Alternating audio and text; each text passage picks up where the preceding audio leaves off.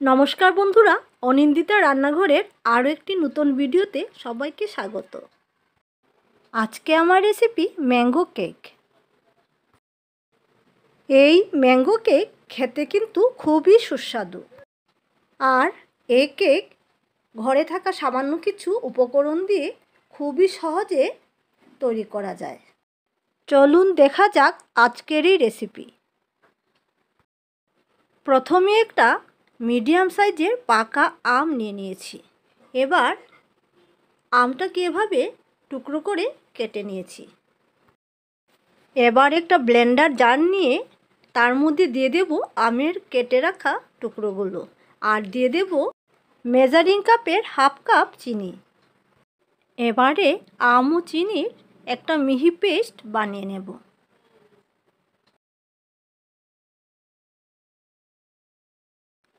কেকটা আমি সুজি দিয়ে বানাবো, তাই এখানে নিয়ে নিয়েছি 1.5 কাপের মতো সুজি। সুজি এখানে ছোট বা বড় যে কোনো দানারই নেওয়া যেতে পারে,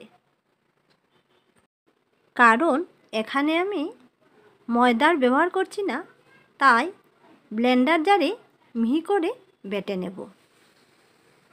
তাহলে কেকটা পারফেক্ট তৈরি হবে। এবার একটা বড় সাইজের বাটি নিয়ে তার মধ্যে দিয়ে দেব চিনি ও আমের পেস্ট, আর দিয়ে দেব হাফ কাপের মতো রিফাইন্ড অয়েল।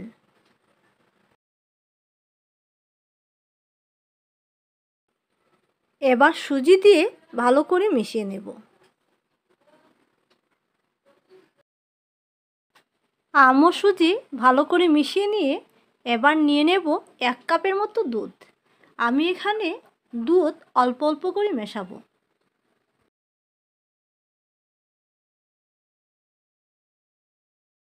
ব্যাটারটা তৈরি করতে এখানে আমার 1 কাপ থেকে অল্প কম দুধ লেগেছে। এখন এই মিশ্রণটা আধ ঘন্টার জন্য ঢাকনা দিয়ে রেখে দেব, কারণ সুজি অনেকটা ফুলে যাবে।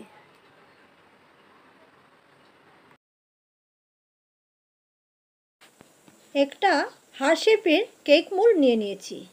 এবার কিছুটা পরিমাণে রিফাইন অয়েল মোল্ডের গায়ে এভাবে ব্রাশ করে নেব। আরেকটা বাটার পেপার হার্ট শেপের আকারে কেটে নেব, যাতে কেকটা সুন্দর হয়ে উঠে আসে। আধ ঘন্টার পর ফিরে আসলাম। দেখুন বন্ধুরা, সুজি এখানে অনেকটা ফুলে গেছে। আমি এখানে কিছুটা পরিমাণের টুটি ফুটি ও ড্রাই ফ্রুটস নিয়ে নিয়েছি। আপনারা চাইলে স্কিপও করতে পারেন। এখানে একটা টিপস আছে, ফ্রুটসগুলির মধ্যে অল্প পরিমাণের এভাবে ময়দা মিশিয়ে নিলে ফ্রুটসগুলি আর ব্যাটারের মধ্যে দিলে এক জায়গাতে জমাট বেঁধে থাকবে না।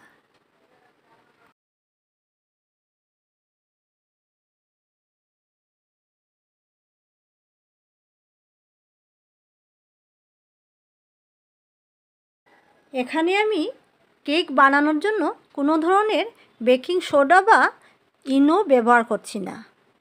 এখানে আমি বেকিং পাউডারের ব্যবহার করছি। এবারে 1.5 চামচের মতো বেকিং পাউডার দিয়ে দেব, আর তার সঙ্গে 1 কাপ দুধ মিশিয়ে ব্যাটারটাকে কিছুটা পরিমাণে পাতলা করে নেব।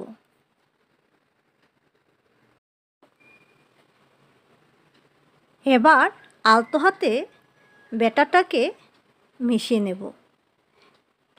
পুরো ব্যাটারটা তৈরি করতে আমার 1.5 কাপ থেকে অল্প বেশি দুধ লেগেছে।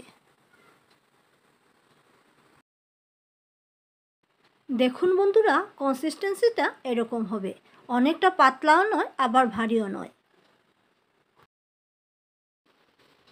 এখন ব্যাটারগুলোকে আমি কেক মোল্ডে ঢেলে দেব, আর মোল্ডটাকে এভাবে 3 বার ট্যাপ করে নেব, যাতে তার মধ্যে কোনো ধরনের এয়ার বাবলস না থাকে।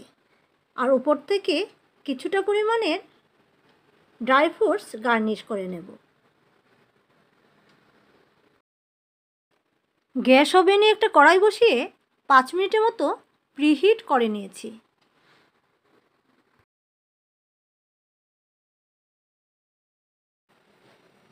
আর এরকম একটা স্ট্যান্ড রেখে তার উপরে কেক টিনটা বসিয়ে দেব। এ ধরনের স্ট্যান্ড না থাকলে যে কোনো প্লেট বা বাটিও বসাতে পারেন। এবার ঢাকনা বন্ধ করে 40 থেকে 45 মিনিট পর্যন্ত বেক হতে দেব। 40 মিনিট পর ফিরে আসলাম। এবার চেক করে নেব কেকটা পারফেক্টভাবে বেক হয়েছে কি না। আমি এখানে একটা নাইফ নিয়ে এভাবে চেক করে নেব। দেখুন বন্ধুরা, নাইফটা একবারে ক্লিন হয়ে বেরিয়ে এসছে। কেক পারফেক্টভাবে হয়ে গেছে।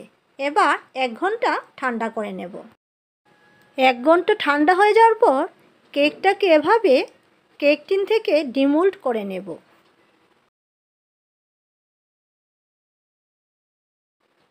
বন্ধুরা, আমের সিজনে আপনারাও সহজভাবে আমার মতো করে ম্যাঙ্গো কেক বানিয়ে নিতে পারেন।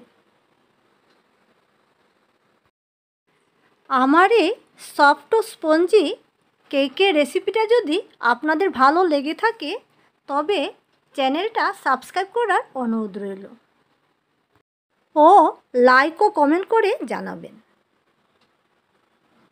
ভালো থাকবেন ও সবাইকে ভালো রাখবেন। ধন্যবাদ।